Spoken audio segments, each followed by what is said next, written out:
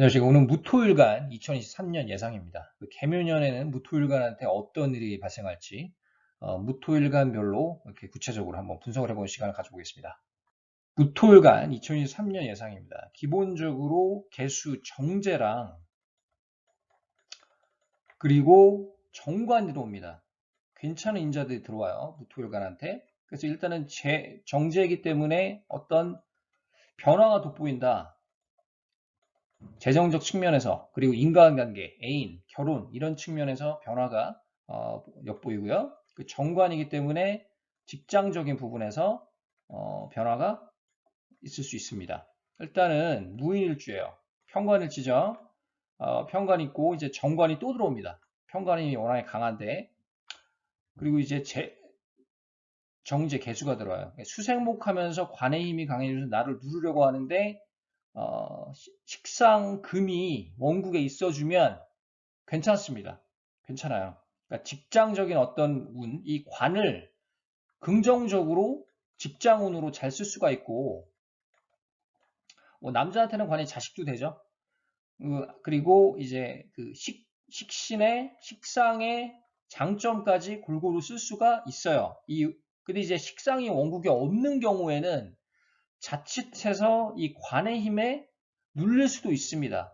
그러니까 식상이 없다 그러면 어떻게 돼요? 압박감을 느낄 수도 있어요. 물론 달마다 좀 차이는 있죠. 새우마다 차이는 있을 수 있죠. 왜? 식상이 있는 달에는 그런 어떤 스트레스라던가 정신적인 어떤 그런 압박감이 좀 덜해질 수는 있습니다. 특히 이제 관에 해당하는 달, 그럴 때 좀 주의하시고요. 그 다음에 이제 무일주, 정인이죠. 개수 정제 묘 정관.